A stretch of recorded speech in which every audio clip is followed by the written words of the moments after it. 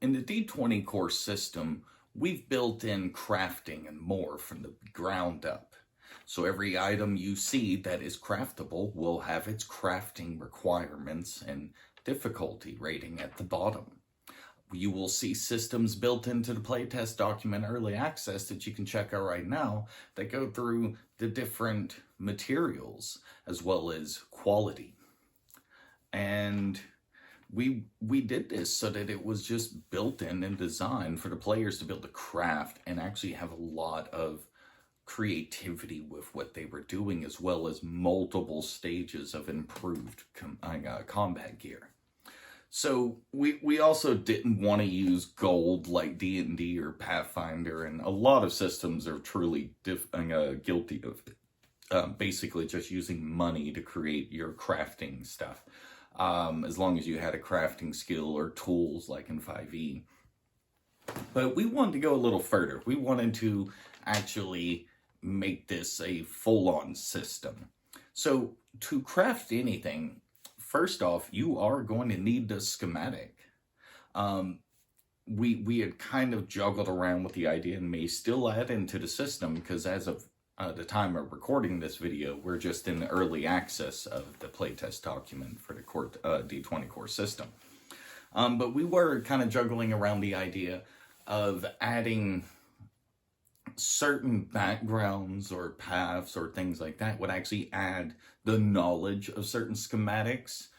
So if you did have the blacksmithing thing, then you would be able to do that. But we kind of resigned that back to being a part of, we have a class in the technicians grouping called the polymath, and it's going to be all about the different skills and that's between our knowledge skills, field skills, and social skills. So one of them will definitely be able to be a subclass focused towards smithing, and they'll have a bunch of these schematics already understood and known, so they won't actually have to own them. That's kind of what that became. But basically, besides the schematic, you're going to need the materials. This typically comes in 3 different stages. This is your primary, and let's use the example of a longsword. So I think we have that set at 2 ingots of iron. And then you're going to need, I don't remember what we decided the wood is called, but basically 1 wood and 1 or 2 pieces of leather. Now you'll be able to make the scabbard or sheath for it. You'll be able to leather wrap it, the handle. You'll have all the metal you need to make the sword. But we have a lot more emphasis on tools and toolkits. So you're going to need a blacksmithing hammer. That's your tool, but you're also going to need a blacksmithing kit. And since you're forging something, not just repairing it, you're going to need a blacksmithing station. So you can go pay a blacksmith in a town to borrow some of their setup. You could also pay a blacksmith to do this, but it adds their labor effectively on top of the cost of doing it anyway. So if you do have the skills and the time to go gather the materials in your game, go right for it. Especially if your GM's like leaving materials around for y'all to craft, like, good job. Like, that's the point of this system. And let's see.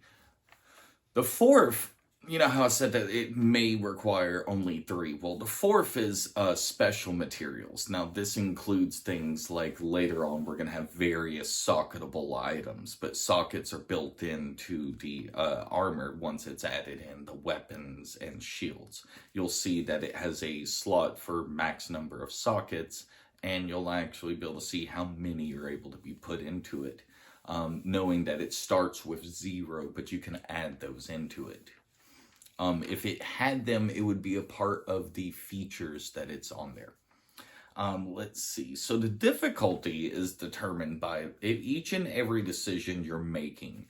You know, if it's like a base material, it's not going to be that much. But if it's a higher up material on our 5 tiers of materials, higher up quality, things like that, it's going to increase the difficulty of the check. So as long as you have the correct tools, kits, and stations for anything within crafting, it's all about the crafting check at that point.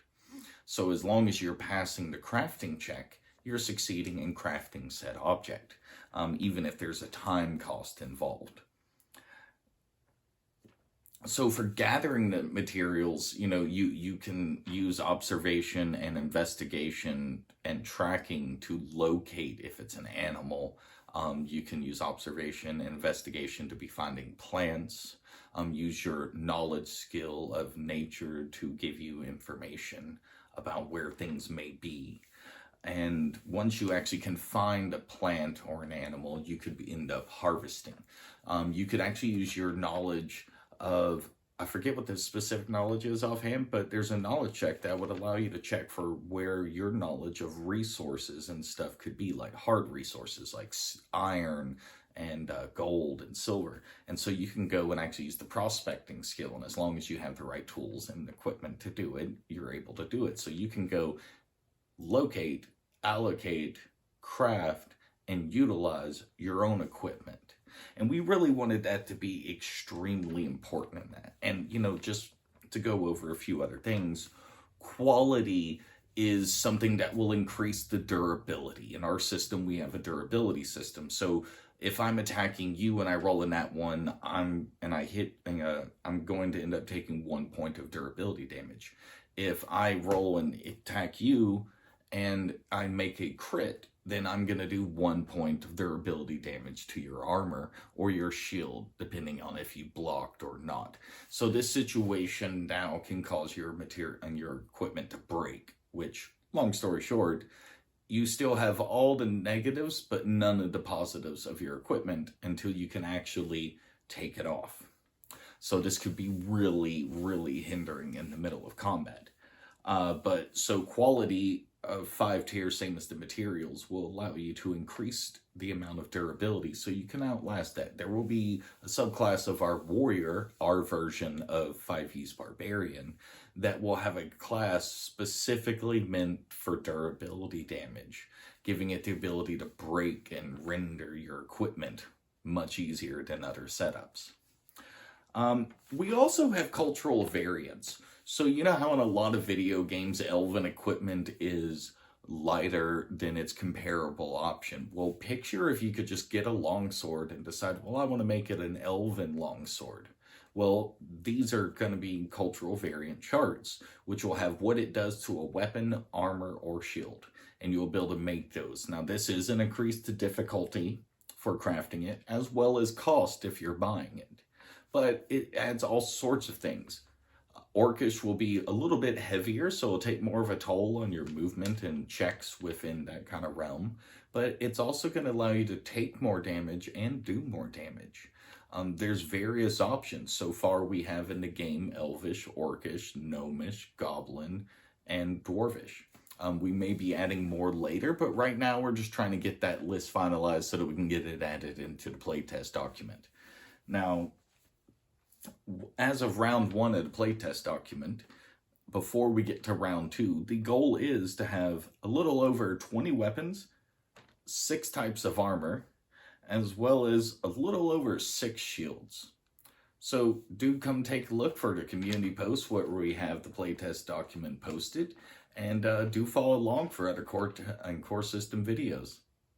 Till next time, catch you later.